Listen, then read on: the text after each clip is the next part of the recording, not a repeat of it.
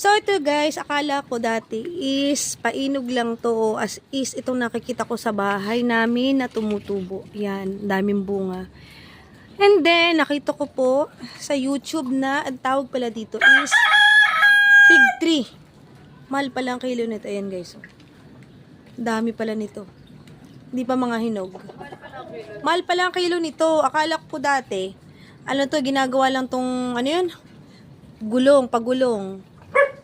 Sa mga laro, truck-truckan. Ito pala, fig tree. Mahal daw pala to sa Spain. Ito guys. Oh. Tatry ko tong gumawa dito ng isang ano, fig tree jam. Ayan. Pag hinog na, abang-abang.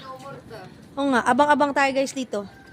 Bablog ko kung ano lasa nito, kakainin ko to pag nagkaroon na ng hinog para malaman natin kung ano talaga ang lasa ng fig tree, 'di ba? Yung pa